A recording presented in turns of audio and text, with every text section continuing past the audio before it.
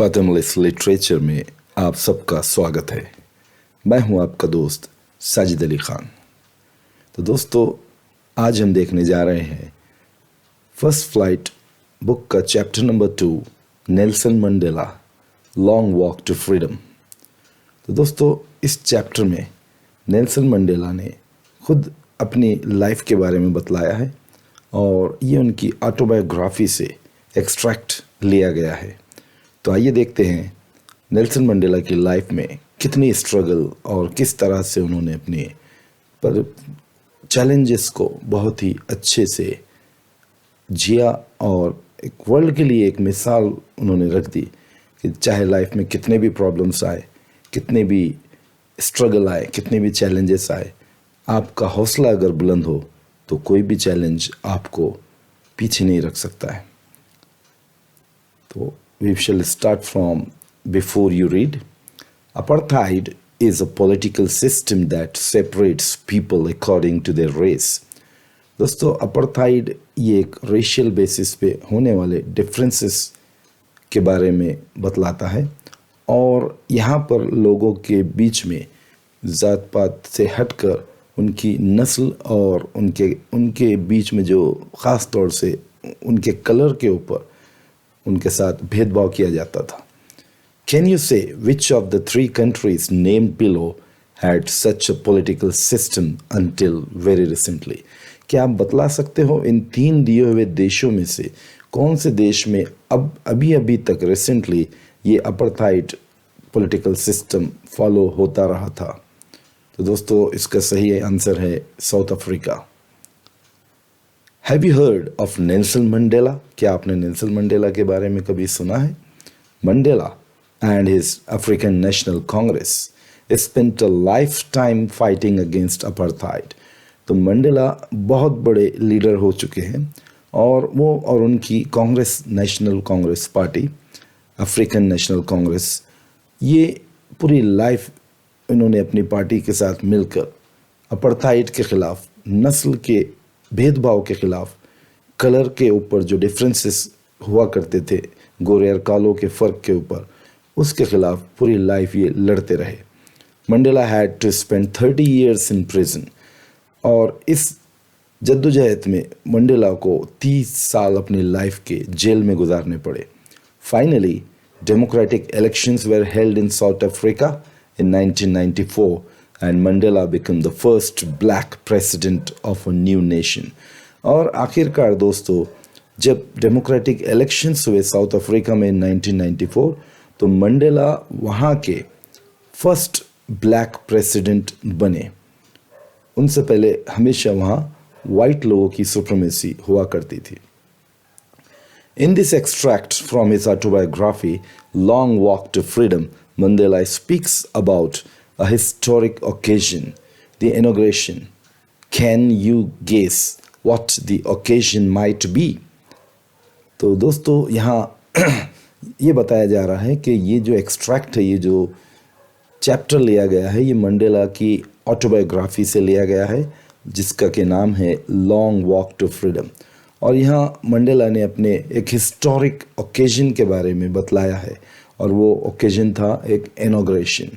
तो ये किस बारे में था? यहाँ राइटर थोड़ा सस्पेंस क्रिएट करना चाह रहा है और वो हमसे ये उम्मीद कर रहा है, आशा करता है कि हमें ये चैप्टर पढ़ने के बाद हम उसको गेस कर लेंगे, हमें पता चल जाएगा कि एक्चुअली वो 10 मई 1994 को वहाँ क्या हुआ था। तो दोस्तों, मैं आपको बतला दूँ कि वो इनॉग्रेशन, वो जो था वहाँ पे ओथ टेकिंग सेरेमनी थी मंडेला की as a first black president of South Africa. Okay, तो आइए बढ़ते हैं अगले पार्ट की तरफ। तो ये जो न्यूज़ है, ये BBC वर्ल्ड की न्यूज़ है दोस्तों, जो यहाँ कोट की गई है। Mandela becomes South Africa's first black president. Nelson Mandela has become South Africa's first black president after more than 3 centuries of white rule. तो दोस्तों, ऑलमोस्ट 300 साल वाइट रूल के बाद, यानी गोरों के, यानी ब्रिटिशर्स के रूल के बाद, मंडेला वहाँ के यानी कि साउथ अफ्रीका के फर्स्ट ब्लैक प्रेसिडेंट बने। जैसा कि हम जानते हैं, ब्रिटिशर्स का rule almost all over the world था, even India was one of the colony. तो हर तरफ उनके डिफरेंट कॉलोनीज हुआ करती थी और वो किसी और को कभी भी पावर्स में नहीं आने देते थे। तो साउथ अफ्रीका भी वन ऑफ द कॉलोनी था और बहुत ज़्यादा वहाँ पर एक्सप्लॉयटेशन किया गया था लोगों का, और गोरे और कालों के बीच में जो है तो दोस्तों बहुत सी प्रॉब्लम्स हुआ करती थी। रिसेंटली भी हमने देखा था यूएस में जॉर्ज फ्लॉयड का जो केस हुआ था। तो ये हमें बार बार याद दिलाता है दोस्तों, और कई राइटर्स इस दुनिया में जिन्होंने बहुत कुछ लिखा है, जैसे कि Alice Walker the colour purple, अगर आप रीड करोगे वो नॉवेल तो आपको पता चलेगा कि किस तरीके से गोरे और कालों का फ़र्क लोगों की ज़िंदगियों को बर्बाद करता था, उनकी नस्लों को तबाह कर देता था। तो आइए चलते हैं अपने चैप्टर की तरफ। Mister Mandela's African National Congress party won 252 of the 400 seats in the first democratic elections of South Africa's history। तो दोस्तों मंडेला की जो पार्टी थी अफ्रीकन नेशनल कांग्रेस, उसने 400 सीटों में से 252 सीट पे जीत हासिल की और वो वहाँ की फर्स्ट डेमोक्रेटिक इलेक्शंस में चुनकर आ गई थी। The inauguration ceremony took place in the Union Buildings amphitheater in Pretoria today, attended by politicians and dignitaries from more than 140 countries around the world। तो दोस्तों अब उनकी पार्टी जब चुनकर आ गई थी तो उनको वहाँ अपनी गवर्नमेंट बनाना था, और उसके लिए उन्होंने जब अपनी oath taking ceremony as a president को रखा, उसके लिए उन्होंने दुनिया के अलग अलग कंट्री के पॉलिटिशियंस को और बड़े बड़े डिग्निटरीज कहते हैं दोस्तों एकदम गणमान्य व्यक्ति जो बहुत ज़्यादा सेलिब्रिटीज़ या अपने फील्ड के माहिर हो, तो उन सबको उन्होंने वहाँ पर दावत दी थी, उनको बुलाया था, आमंत्रित किया था। तो वो ऑलमोस्ट 140 कंट्रीज से वहाँ पर लीडर्स आए थे। Never again will this beautiful land experience the oppression of one by another। तो वो said Mandela in his address। Mandela ने अपने तकरीर में, अपने एड्रेस में, अपने भाषण में ये कहा कि नेवर अगेन, अब कभी नहीं होगा। क्या नहीं होगा? will this beautiful land experience the oppression of one by another, यानी इस धरती पर, इस साउथ अफ्रीका की ज़मीन पर अब कभी भी कोई किसी पर जब्र नहीं करेगा, कोई किसी पर क्या कहते हैं उसको, कोई किसी की उत्पीड़न नहीं करेगा, कोई किसी को एक्सप्लॉइट नहीं करेगा, क्योंकि अब वहाँ गोरों की हुकूमत ख़त्म हो चुकी थी। Jubilant scenes on the streets of Pretoria followed the ceremony with blacks, whites and colored reds celebrating together। तो ये बहुत ही खुशी के नज़ारे, जुबिलेंट सीन्स वहाँ सड़कों पर, गलियों में देखने को मिल रहे थे दोस्तों, और हर कोई ये खुशी के मौके को मना रहा था। More than 1 lakh South African men, women and children of all races sang and danced with joy। तो तकरीबन 1 लाख से भी ज़्यादा अफ्रीका के आदमी, औरतें और बच्चे ये तमाम वहाँ खुशी में झूम रहे थे, उस पल को, उस क्षण को वो एंजॉय कर रहे थे।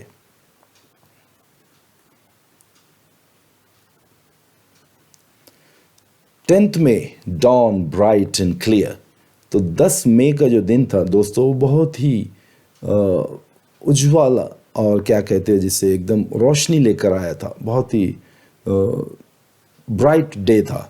For the past few days I had been pleasantly besieged by dignitaries and world leaders who were coming to pay their respects before the inauguration। तो मंडेला कहते हैं कि पिछले कुछ दिनों से, for past few days, I had been pleasantly besieged। Besieged का actual meaning होता है दोस्तों to be surrounded closely by, किसी चीज़ों से घिरा हुआ होना, घिर जाना। जैसे पिछले ज़माने में किलों को घेर लिया जाता था दुश्मन से बचाने के लिए, तो यहाँ मंडेला किन से घिरे हुए थे? वर्ल्ड लीडर्स से घिरे हुए, यानी उनके अतराफ आने वाले जो 140 कंट्रीज़ के जो लोग आए थे वहाँ पर, वो उनसे ही घिरे हुए थे। उनके अतराफ बड़े बड़े हस्तियाँ, बड़े बड़े लोग और महापुरुष थे, who were coming to pay their respects. वो वहाँ क्यों आए थे? वहाँ वो उनको रिस्पेक्ट देने के लिए आए थे, उनके इनॉग्रेशन को और ज़्यादा उसमें चार चांद लगाने के लिए आए थे. The inauguration would be the largest gathering ever of international leaders on South African soil. तो दोस्तों वो जो इनॉग्रेशन था शायद ही अब तक इतना बड़ा गैदरिंग लोगों का किसी लीडर का वहाँ नहीं हुआ था. तो it was the largest gathering. Okay, आइए बढ़ते हैं अगले पार्ट की तरफ. And the ceremonies took place in the lovely sandstone amphitheater formed by the Union buildings in Pretoria. तो दोस्तों ये जो सेरेमनी हो रही थी, ओथ टेकिंग सेरेमनी प्रेसिडेंट की, तो ये कहाँ हो रही थी? ये हो रही थी एक लवली सैंडस्टोन एम्फीथिएटर में, जिसका क्या नाम था? यूनियन बिल्डिंग्स इन प्रेटोरिया. तो ये जो यूनियन बिल्डिंग्स है दोस्तों, ये क्या है एक्चुअली? यहाँ पे उसने बताया है कि जैसे हमारे इंडिया में है पार्लियामेंट, ऐसी बिल्डिंग जहाँ पर लोग बैठ के चर्चा करते हो, कुछ पॉलिटिकल एजेंडा डिस्कस होता है, तमाम लीडर्स बैठ के वहाँ डिस्कशन करते हैं. तो ऐसे ही ये साउथ अफ्रीका में ये थी union buildings. For decades this had been the seat of white supremacy. और कई सालों से, कई दशकों से ये जो प्रेटोरिया की जो बिल्डिंग्स थी, यूनियन बिल्डिंग्स, यहाँ वाइट सुप्रीमेसी थी, गोरों का राज था. And now it was the site of a rainbow gathering of different colors and nations for the installation of South Africa's first democratic non-racial government. वाह, what a beautiful explanation. तो दोस्तों यहाँ पर Mandela ये कह रहे हैं कि कई दशकों से ये यहाँ पे वाइट लोगों की सुप्रीमेसी थी, उनका दबदबा था, उनका राज था, लेकिन अब यहाँ पर रेनबो गैदरिंग, उन्होंने ये रेनबो गैदरिंग इसलिए कहा है कि वहाँ पे अभी कुछ लोग गोरे भी आए थे, उनके जो दोस्त वगैरह होंगे दूसरे कंट्रीज़ के, कुछ ब्लैक भी थे, कुछ जो है तो from different parts of the world, different kinds और डिफरेंट क्या कहते हैं उसे, कॉम्प्लेक्शन के लोग आए थे. तो अलग अलग कलर्स के लोग आने की वजह से उन्होंने इस टर्म को यूज़ किया है, रेनबो गैदरिंग. और वो किस लिए आए थे दोस्तों? क्योंकि वहाँ पे एक नई गवर्नमेंट बनने जा रही थी साउथ अफ्रीका के लिए. On that lovely autumn day, I was accompanied by my daughter Zenani. तो उस दिन लवली ऑटम डे यानी कि 10 मई को जब वो ओथ टेकिंग सेरेमनी थी, तो वो अपनी बेटी के साथ, उनकी बेटी का नाम था जिनानी, उसके साथ थे. On the podium, Mr. De Klerk was first sworn in as second deputy president. तो पोडियम पर, पोडियम यानी दोस्तों मंच पर, जिसे हम हिंदी में मंच कहते हैं, मंच पर सबसे पहले किसने शपथ ली, किसने ओथ टेकिंग सेरेमनी में सबसे पहला हिस्सा लिया? वो थे first sworn in as a second deputy president Mr de Klerk. तो मिस्टर डी क्लर्क ने सबसे पहले सेकेंड डिप्टी प्रेसिडेंट का वहाँ पर शपथ ली. Then Thabo Mbeki was sworn in as first deputy president. तो आपको शायद ये जान के आश्चर्य होगा दोस्तों कि हमारे पास इंडिया में जैसे डिप्टी प्रेसिडेंट एक ही होते हैं, लेकिन वहाँ या दूसरी कंट्रीज़ में, लेकिन वहाँ पर दो डिप्टी प्रेसिडेंट होते हैं. तो ताबू Mbeki was the second person to be sworn in as the first deputy president. When it was my turn, यानी जब इनका टर्न था, इनकी जब बारी थी नेल्सन मंडेला की, I pledge to obey and uphold the Constitution and to devote myself to the well-being of the Republic and its people. तो इन्होंने कसम उठाई. क्या कसम उठाई उन्होंने? कि मैं इस कॉन्स्टिट्यूशन को पूरी तरह से फॉलो करूँगा और अपने आप को वक्फ कर दूँगा, अपने आप को डिवोट कर दूँगा. ओके, काहे के लिए? अपने वेलबींग के लिए, अपने देश की और अपने लोगों की उन्नति के लिए, उनकी फलाह के लिए मैं अपने आप को डिवोट कर दूंगा. ये उन्होंने कसम खाई. To the assembled guests and the watching world I said. अब उनके वर्ड यहाँ कोट किया है उन्होंने, जो एक्चुअल वर्ड्स उन्होंने कहा था उस मीटिंग में. Today all of us do by our presence here confer glory and hope to newborn liberty. वो कहते हैं दोस्तों कि आज के दिन हमारा यहाँ मौजूद होना वो इस बात की गवाही देता है कि हमने एक नई बनने वाली आज़ादी को सपोर्ट किया है। वी कन्फर द ग्लोरी, हमने उसको सपोर्ट किया है, उसको अपना योगदान दिया है। Out of the experience of an extraordinary human disaster that lasted too long must be born a society of which all humanity will be proud. तो दोस्तों ध्यान से सुनिए, बहुत इंपॉर्टेंट लाइन है। मंडेला यहाँ कह रहे हैं कि out of the experience of an extraordinary human disaster, ये उन्होंने एक्स्ट्राऑर्डिनरी ह्यूमन डिजास्टर यहाँ किसको कहा है दोस्तों?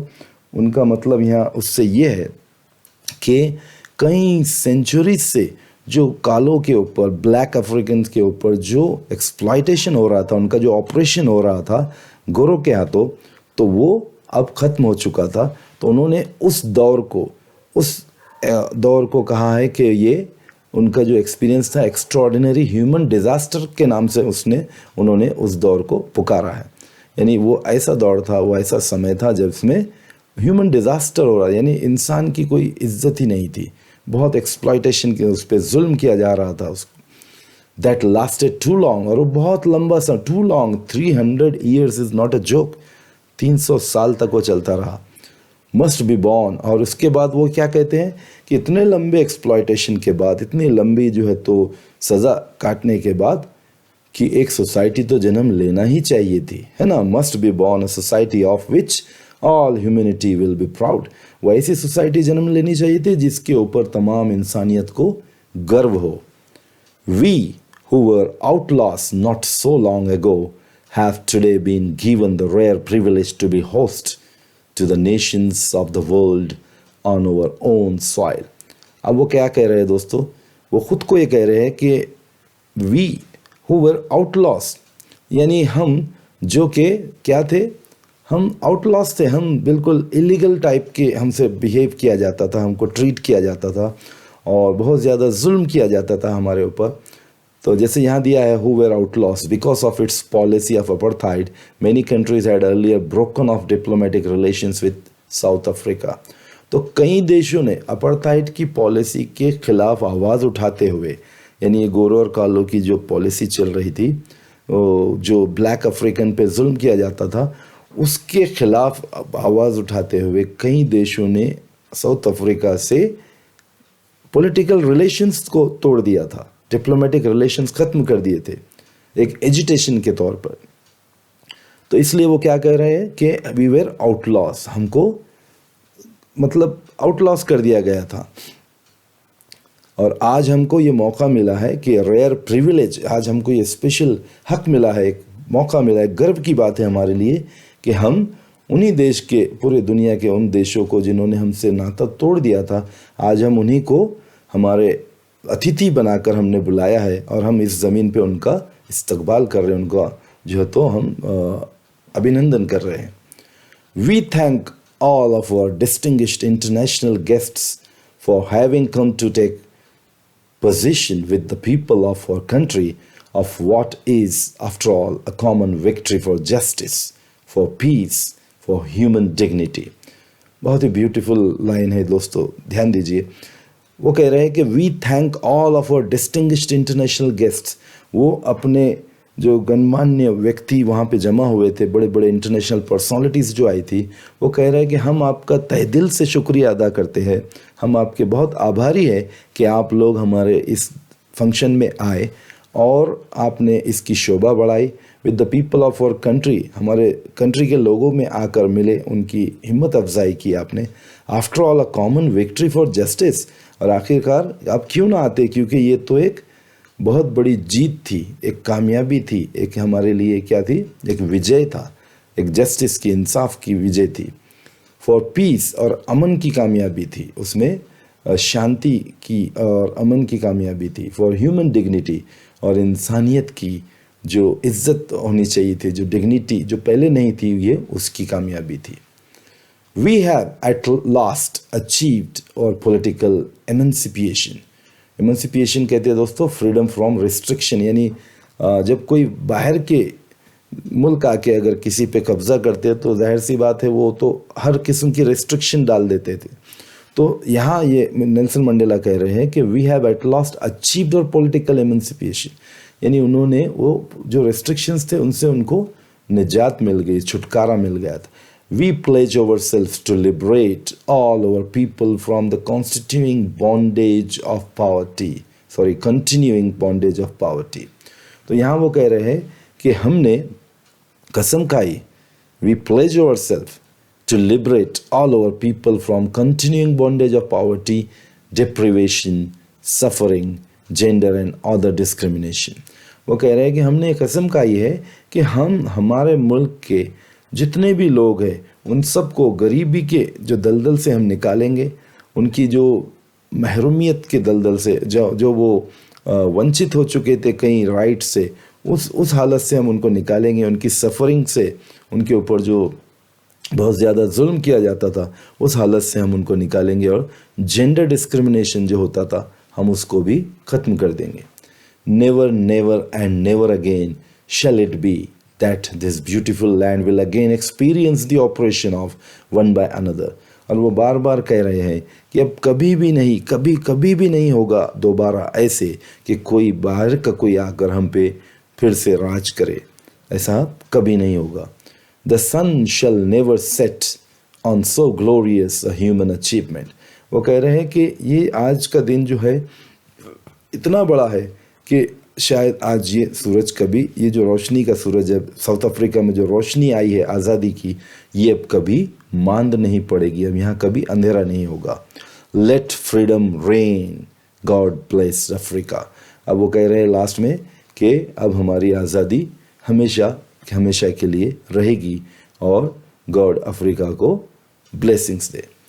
तो मुझे उम्मीद है दोस्तों आपको समझ में आया, वर्ड बाय वर्ड मैंने कोशिश की है आपको बहुत ही अच्छे से एक्सप्लेन करने की।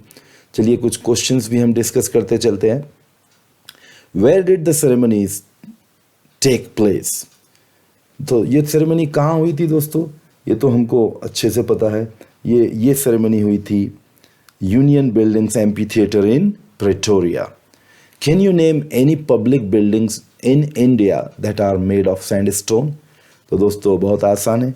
इंडिया में हमारे ऐसे बहुत से किले हैं, फोर्ट है और बहुत सी हिस्टोरिकल प्लेसेस है जो रेड स्टोन से बनी है।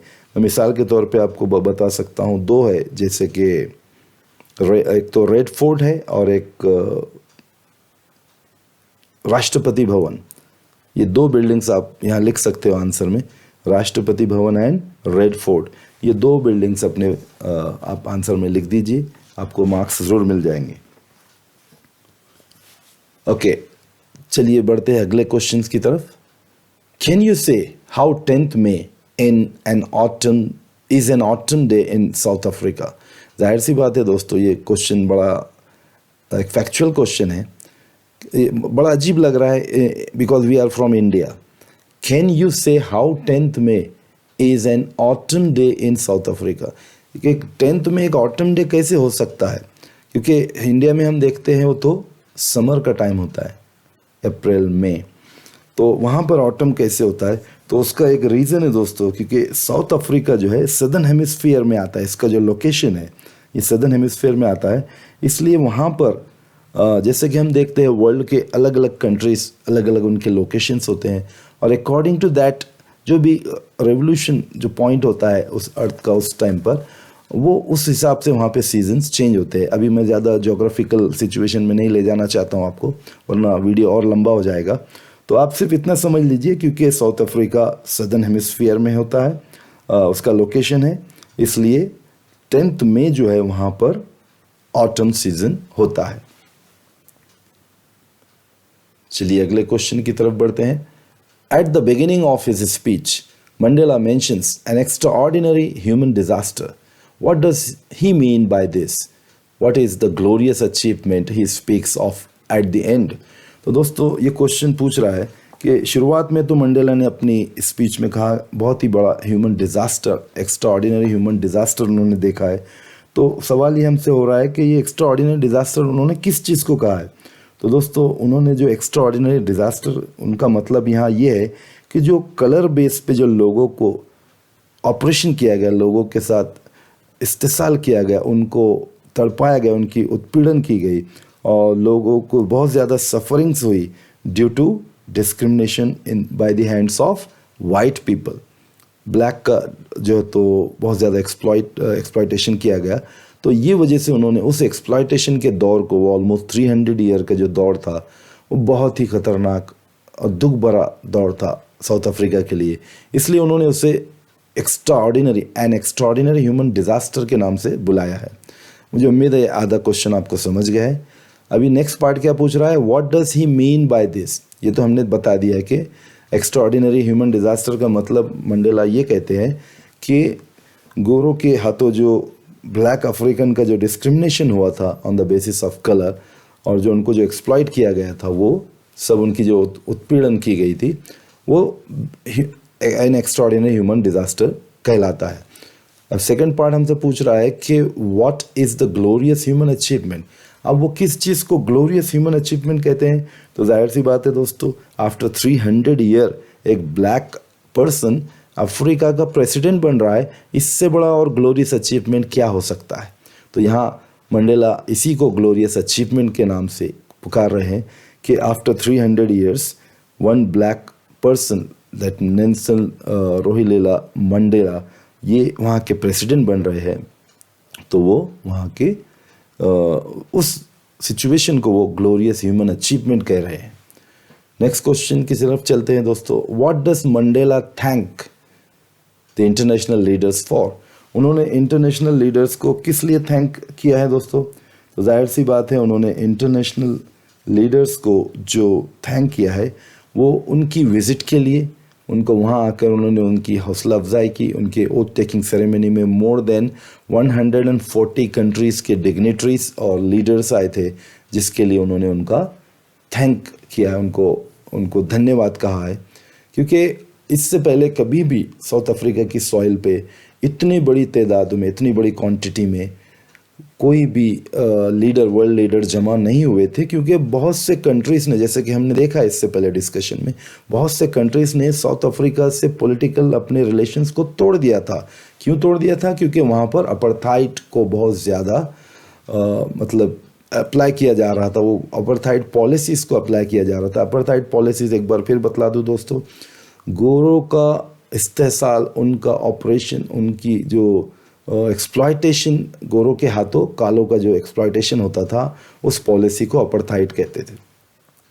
तो इसलिए जब ये लोग ये भूल गए कि हमारे इनसे पॉलिटिकल रिलेशन टूटे हुए, क्योंकि जैसे ही वहाँ पे गवर्नमेंट कालों की आ गई, नेल्सन मंडेला पहले प्रेसिडेंट बनने जा रहे थे, तब वो खुशी के मारे पूरे जितने भी कंट्रीज़ के जो लोग जिन्होंने पॉलिटिकल रिलेशन तोड़ दिया था, वो वापस आ गए उनके ओथ टेकिंग सेरेमनी में। इसलिए नेल्सन मंडेला ने उनका धन्यवाद कहा, उनको थैंक कहा। Okay, and last question is, what ideas does he set out for the future of South Africa. तो उन्होंने साउथ अफ्रीका के फ्यूचर के लिए कौन से आइडियाज़ को बताया था। तो जाहिर सी बात है दोस्तों, उन्होंने बतलाया था कि वो लोगों को पॉवर्टी से लिबरेट कर देंगे, आज़ाद कर देंगे, और एक्सप्लॉयटेशन से उनको बाहर निकालेंगे। लोगों की लाइफ को बनाने के लिए वो अपनी लाइफ को वहाँ डिवोट कर देंगे। All this ideas he has given in his speech. चलिए बढ़ते हैं अपने अगले एक्सप्लेनेशन की तरफ। A few moments later we all lifted our eyes in awe as a spectacular array of South African jets, helicopters and troop carriers roared in perfect formation over the Union buildings. तो दोस्तों, जैसे कि हमें पता है, जब इतना बड़ा अगर कोई ओकेजन है तो एयरफोर्स भी उसमें होगा, नेवी होगी, और बहुत से जो सोल्जर्स है वो सब उसमें हिस्सा ले रहे थे। तो यहाँ पर साउथ अफ्रीका के जो जेट्स और हेलीकॉप्टर्स थे, उन्होंने भी वहाँ पर अपना कर्तव्य दिखाए, उन्होंने भी अपना योगदान दिया उस सेलिब्रेशन में। It was not only a display of pinpoint precision and military force, but a demonstration of a military's loyalty to democracy, to a new government that had been freely and fairly elected. तो दोस्तों, Mandela ये कह रहे हैं कि ये जो air force का जो शो था वहाँ पर, जो अपनी कर्तव्य दिखा रहे थे, तो ये सिर्फ उनकी ताकत का मज़ाहिरा नहीं था, ये सिर्फ उनके ये दिखावा नहीं था कि देखो हमारी मिलिट्री कितनी ताकतवर है, नहीं, बल्कि ये उनकी मिलिट्री की लॉयल्टी को भी दिखा रहा था। उसकी वो कितने लॉयल है, कितने वफादार है डेमोक्रेसी को लेकर, क्योंकि वहाँ पर अब नई गवर्नमेंट बनी थी और फेयरली इलेक्शन के साथ बनी थी, किसी के दबाव में नहीं. Only moments before, the highest generals of the South African Defence Force and Police, their chests bedecked with ribbons and medals from days gone by, saluted me and pledged their loyalty. बहुत ही बढ़िया explanation है दोस्तों. यहाँ Mandela कह रहे हैं कि कुछ मोमेंट्स पहले ही, कुछ क्षण पहले ही, the highest generals of South African defence force and police, वहाँ का जो बहुत ही हायर डिफेंस का जो ऑफिसर था और जिनकी चेस्ट बेडेक कहते हैं दोस्तों, decorated with ribbons and the medals. जो हम देखते हैं मिलिट्री ऑफिसर्स के जो बड़े बड़े सीनियर ऑफिसर्स होते हैं, तो उनके जो चेस्ट होते हैं उनको बहुत से मेडल्स लगे होते हैं, राइट, और डेकोरेट होते हैं. बेडेक्ट मीन्स डेकोरेटेड. तो वो जो ऑफिसर थे वो बहुत ज़्यादा सीनियर और बहुत ही एकदम आला लेवल के ऑफिसर थे. वो वहाँ पर आए, उनको bedecked with ribbons and medals from their gone by, saluted, उन्होंने उनको सैल्यूट किया, एंड प्लेज्ड देयर लॉयल्टी, और उन्होंने अपनी वफादारी का कसम खाई. I was not unmindful of the fact that not so many years before they would not have saluted but arrested me. तो दोस्तों ये एक आयरनिकल सिचुएशन है और हकीकत भी है. कुछ साल पहले मंडेला कह रहे हैं कि आई एम नॉट अनमाइंडफुल, यानी मैं अभी भूला नहीं उस बात को. I am still aware of. Unmindful कहते हैं कॉन्शियस ऑफ, कोई चीज़ को भूलना नहीं बल्कि याद रख. वो कह रहे हैं मुझे अभी भी वो बात याद है, मैं भूला नहीं कि कुछ सालों पहले यही लोग आज जो मुझे सैल्यूट कर रहे हैं, जो आज मेरे साथ मेरे सामने झुक के कस्में खा रहे हैं अपनी लॉयल्टी की, मुझे सैल्यूट कर रहे हैं, इतनी इज्जत दे रहे हैं, यही लोग कुछ साल पहले मुझे सैल्यूट नहीं करते थे बल्कि मुझे अरेस्ट करके ले जाते थे. Finally a chevron of Impala jets left a smoke trail of the black, red, green, blue and gold of the new South African flag. तो आखिर में फिर क्या हुआ दोस्तों, वहाँ पर फिर एक जेट ने आके जो अफ्रीकन का जो झंडा है, उनका जो फ्लैग है, उसके कलर के जो तो स्मोक को वहाँ पर छोड़ दिया as a mark of celebration. The day was symbolised for me by playing of our two national anthem. तो दोस्तों अब ये देखिए, ये भी बहुत इम्पोर्टेंट एक मोमेंट था वहाँ पर कि दो नेशनल एंथम को गाया गया वहाँ पर. क्यों गाया गया दो नेशनल एंथम? एक तो था निकोसी सिक्लेल जो अफ्रीका का, और ओल्ड वाला नेशनल एंथम जो था वो था डाई स्टेम. तो एक न्यू वाला, यानी न्यू गवर्नमेंट बनी है तो एक नया नेशनल एंथम उन्होंने बनाया था, और पुराने को भी उन्होंने उस दिन गाया, उसकी भी रिस्पेक्ट की. तो the vision of white singing Nkosi Sikelel, Africa, and blacks singing Die Stem, the old anthem of the Republic.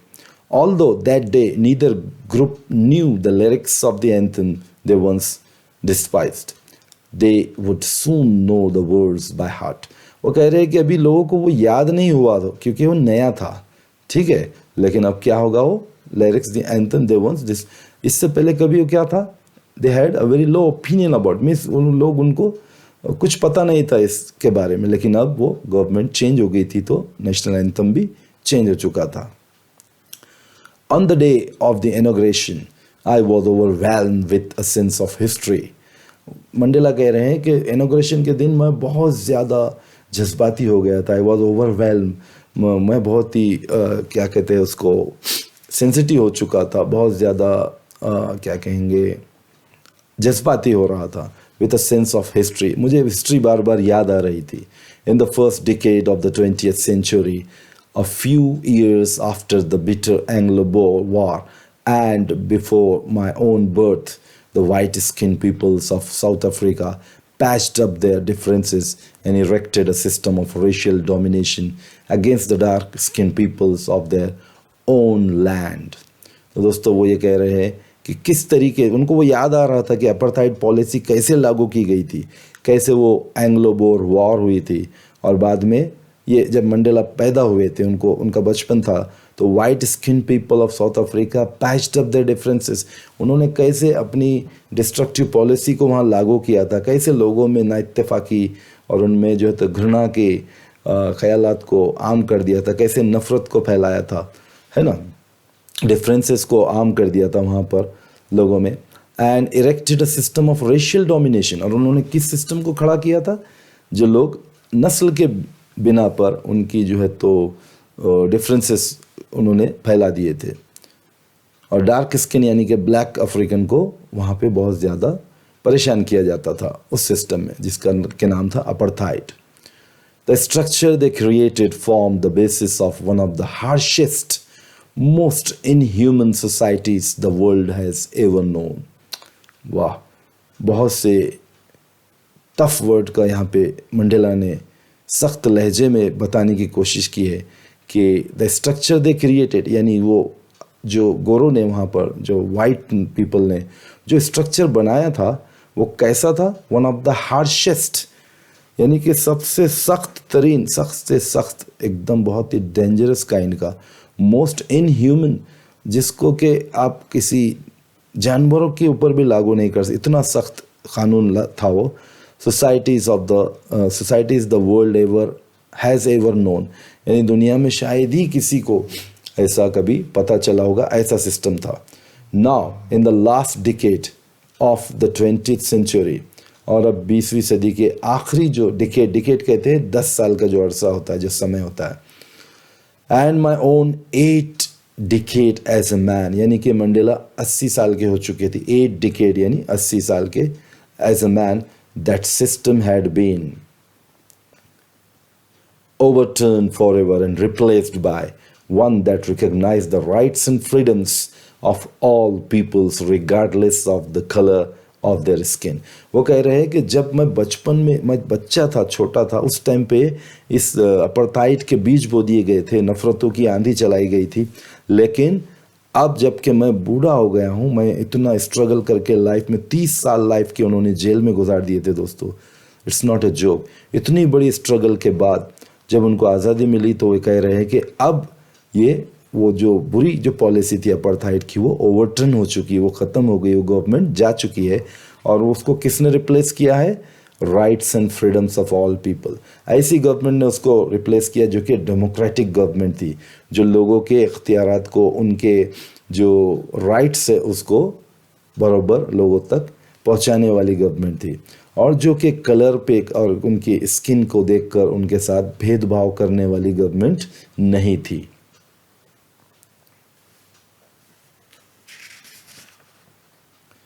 That day had come about through the unimaginable sacrifices of thousands of my people, people whose suffering and courage can never be counted or repaid। बहुत बड़ी बात है दोस्तों, Mandela ये कह रहे हैं कि आज का जो दिन हमें नसीब हुआ है, that day had come about through the unimaginable sacrifices of thousands of my people। वो कह रहे हैं कि मेरे हज़ारों लोगों ने इतनी कुर्बानियाँ दी हैं, इतनी सेक्रीफाइसेस, जितना कि मैं कल्पना भी नहीं कर सकता, उसकी इमेजिन नहीं कर सकता हूँ।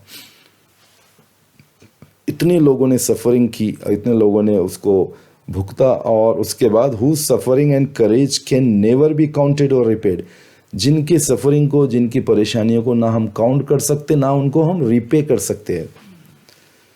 आई felt that day as I have on so many other days that I was simply the sum of all those African patriots who had gone before me।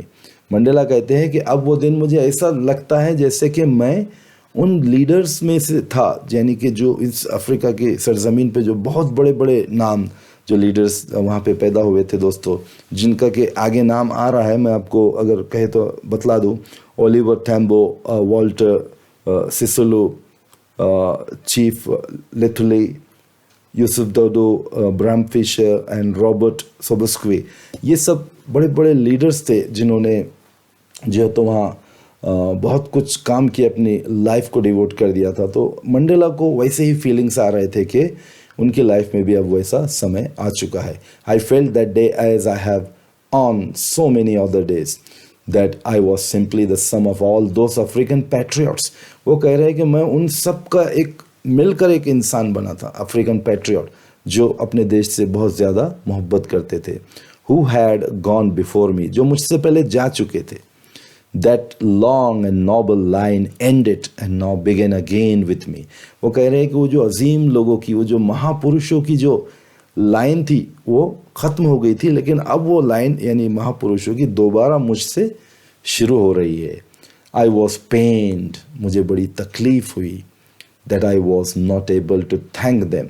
Mandela कहते हैं क्योंकि वो मुझसे पहले जा चुके, यानी कि वो they are dead.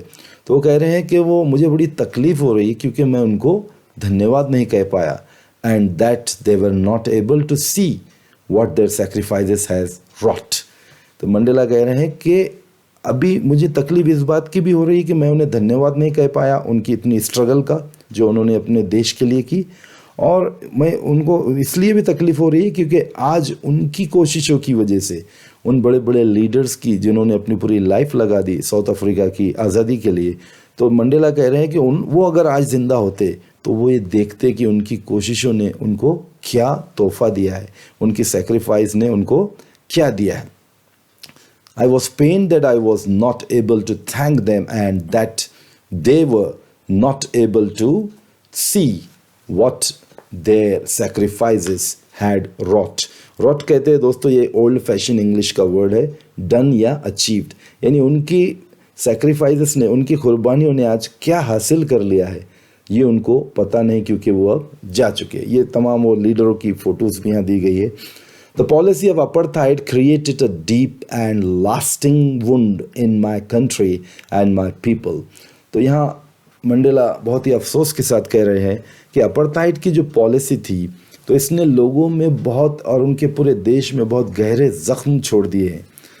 All of us will spend many years, if not generations, recovering from that profound hurt. वो कह रहे हैं कि ये ज़ख्म जो है, ये जो हर्ट है, ये इतना गहरा है, इतना प्रोफाउंड है, इतना डीप है कि इस ज़ख्म को उभरने में और उसको अच्छा होने में कई जनरेशन्स तो नहीं बल्कि कई साल ज़रूर लग जाएंगे. All of us will spend many years, if not generations, recovering from that profound hurt.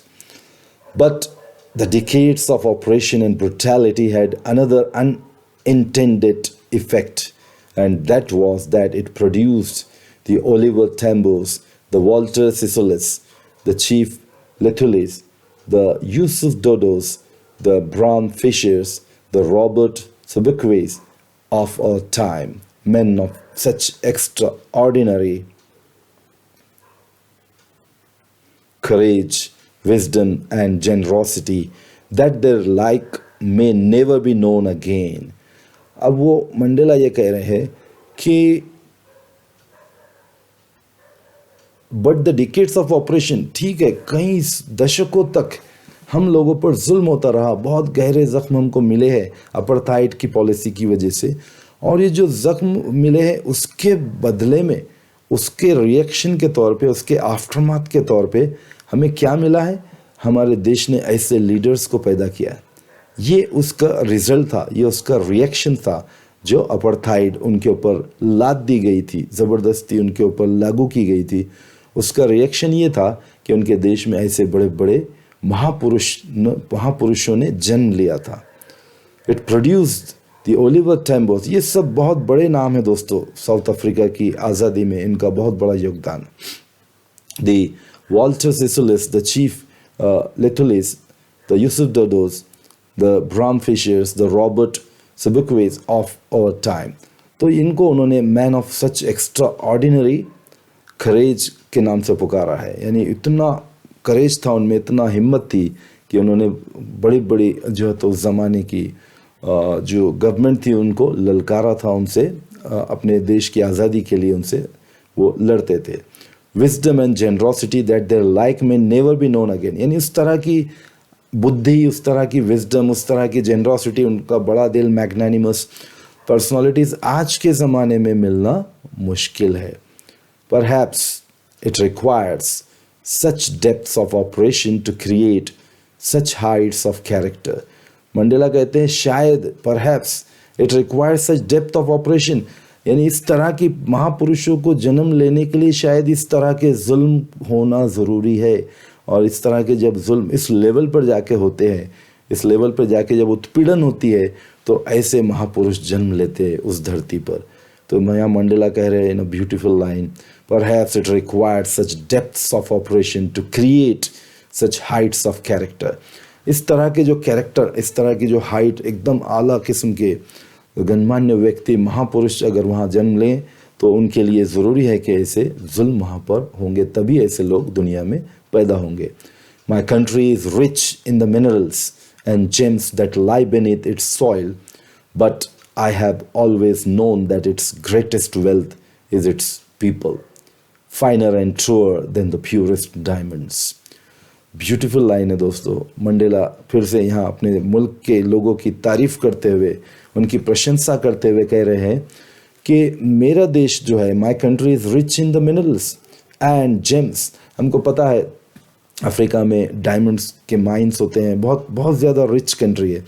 तो वो कह रहे हैं कि मेरी कंट्री के नीचे जो है तो बहुत से मिनरल्स पाए जाते हैं और बहुत से डायमंड्स के जेम्स और बहुत ही कॉस्टली चीज़ें मिलती हैं मेरे देश में, सॉइल में। But I have always known, लेकिन मुझे हमेशा से ये पता है कि दैट इट्स ग्रेटेस्ट वेल्थ, इसकी सबसे बड़ी दौलत वो जेम्स और डायमंड्स नहीं है, बल्कि क्या है, इट्स पीपल, इसके लोग हैं।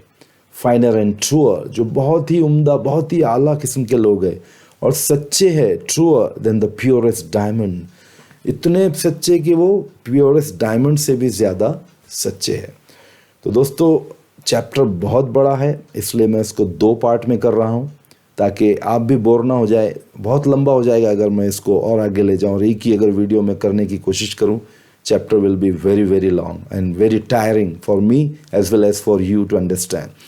तो it is better I will stop here and next part, इसीलिए मैंने जो यहाँ पे येलो लाइन लगाई है ताकि मैं अपने फ्लो में ना बह जाऊँ, मुझे पता चले कि मुझे यहाँ रुकना है। तो मैं यहीं पे रोकता हूँ दोस्तों, और नेक्स्ट पार्ट में हम फिर से मिलेंगे एक नए डिस्कशन के साथ। Till then keep watching, keep spreading the message among the needy. जितने भी 10th के बच्चे, आपके दोस्त, आपके रिश्तेदार, उन सब में ये वीडियो को भेजिए। आपको अगर मेरा एक्सप्लेनेशन अच्छा लगता है तो मुझे फीडबैक में बतलाइए, अगर कुछ सजेशंस है तो ज़रूर बतलाइए, और I will be more happy to learn. और अपना बहुत सा ख्याल रखिए। God bless you all. Thank you so much for listening to me so attentively. Take care, bye bye.